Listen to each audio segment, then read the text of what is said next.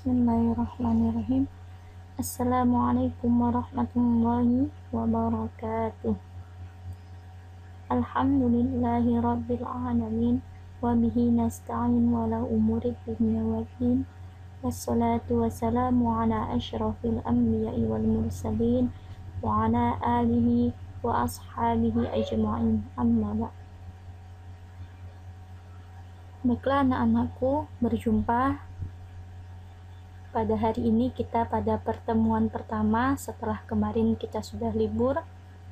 Kita berjumpa di kelas 8 dalam mata pelajaran baca tulis Al-Quran. Sebelum itu saya akan memperkenalkan diri saya. Perkenalkan, nama saya Indah Puspa Haji.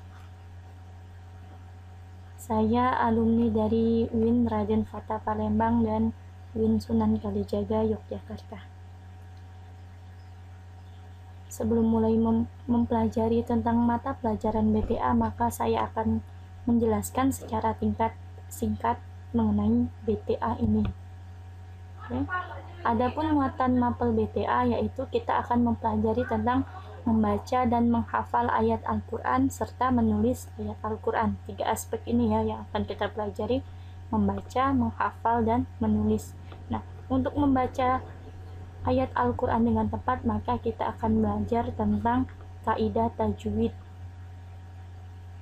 Maka dari itu, pada pembahasan kita pada semester ini, saya akan membuat pembahasan mengenai tajwid dan menghafal beberapa ayat Al-Quran. Bisa kalian lihat di sini ada hukum nun sukun, kemudian menghafalkan surat Al-Balad, mempelajari hukum mim sukun, menghafalkan surat Asy-Syams, kemudian belajar tentang lam ta'rif, menghafalkan surat Al-Lail, Ad-Duha, dan Al-Insyirah. Ya, tidak terlalu susah. Ada 5 surat yang kita hafalkan pada semester ini, yaitu Al-Balad, Asy-Syams, Al-Lail, Ad-Duha, dan Al-Insyirah. Nah, untuk yang hukum tajwidnya kita akan belajar tentang hukum nun sukun, hukum mim sukun, dan lam ta'rif ya. Kita akan mempelajari itu. Nah, pada setiap bab, ketika sudah selesai satu bab, yaitu misalnya hukum nun sukun sudah selesai, maka kita akan mengadakan ulangan harian. Nah, ini akan saya beritahukan pada jika akan mendekati ulangan harian akan saya beritahukan kepada kalian. Kita langsung saja ya, mulai pembahasan pada hari ini. Oke, kita akan belajar tentang hukum nun sukun dan tanwin. Tentu kalian sudah sering sekali belajar tentang hukum nun sukun dan tanwin ini. Seperti yang kalian pernah pelajari, bahwasanya ada 5 hukum nun sukun ini terbagi menjadi 5. Yang pertama, idgham bi gunnah, idgham bila gunnah, iqlab, idhau, dan ikhfa.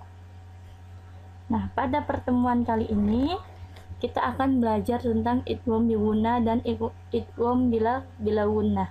Apa sih idgham bi gunnah? Mari kita lihat. Idgham bi gunnah.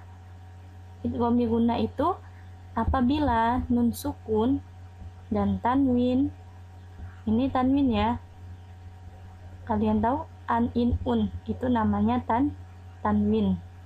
Nah, apabila nun sukun dan tanwin bertemu salah satu huruf, yaitu huruf ya, wawu, mim, dan nun. Ada 4 huruf. Apabila nun sukun dan tanwin bertemu salah satu huruf, yaitu ya, wawu, dan mim, dan nun. Kalau kita singkat, yawa mana. Hukum ketika nun sukun dan tanwin ini bertemu salah satu huruf ini, maka hukumnya wajib dibaca idgham bi gunnah. Artinya apa? Bi gunnah, bi itu dengan artinya, sedangkan gunnah itu dengung. Jadi membacanya dengan dengung. Saya berikan contoh masing-masing huruf di sini. Perhatikan yang pertama huruf ya. Nah, tanda merah ini saya tandakan, lihat, perhatikan, ini ada nun sukun bertemu sama huruf ya, biar kalian paham. Oh, ini berarti contoh yang nun sukun ketemu ya. Yang bawahnya itu tanwin ketemu huruf ya. Ikuti dari rumah, saya akan contohkan cara membacanya. Contoh bertemu ya. Liman yara wujuhu yawma idin ayyatuba liqaumi yuqinuna. Contoh bertemu waw. Min waraihim azabun wasibun aywajan wala amtan kuwatin wala nasirin. Contoh bertemu mim. Nakum ma'akum lakafurun mubinun fatham mubinan mimma immahinin. Contoh bertemu nun. Min nasirina hilpotun maghfir lakum an nafsihi darajatim man nasya'u. Itulah contoh bacaan idgham bi gunnah. Lanjut ke idgham bila gunnah. Idgham bila gunnah yaitu apabila nun sukun dan tanwin bertemu salah satu huruf lam dan ro. Jadi ada dua huruf idgham bila gunnah yaitu lam dan ro. Hukumnya wajib dibaca idgham bila gunnah. Bi itu artinya dengan, la itu artinya tanpa, gunnah itu dengung. Jadi dengan tanpa dengung atau dengan tidak mendengung. Tidak dengung artinya dibacanya. Saya langsung berikan contoh cara membacanya. Ini yang pertama, apabila nun sukun dan tanwin bertemu huruf lam. Perhatikan, tidak dengung ya, tapi langsung dimasukkan. Nih, nunnya ini tidak dibaca, tapi langsung masuk ke huruf lam. Contoh, min ladunka, tapi bukan min ladunka, tapi min ladunka. Nih, milla, bukan minla, tapi milla. Min ladunka. Selanjutnya yang kedua, qalilil la yusbihunna. Ingat, qalilil, bukan qalilin, tapi qalilil la yusbihunna.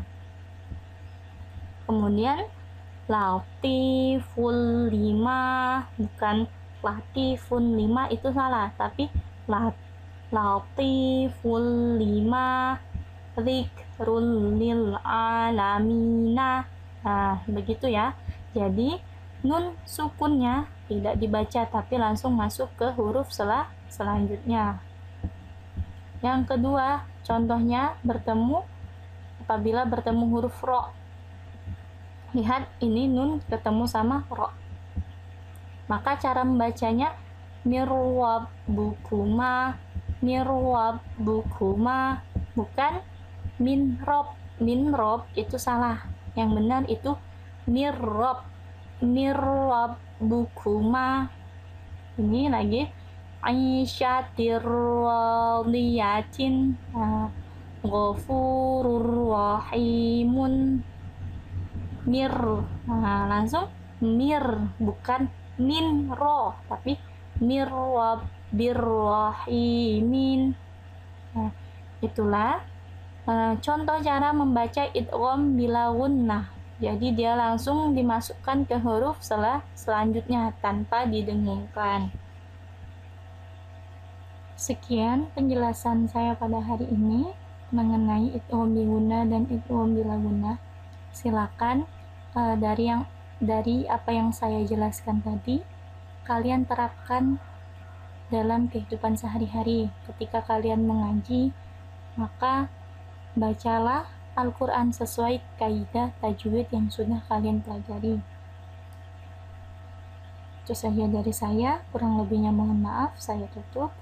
Wassalamualaikum warahmatullahi wabarakatuh.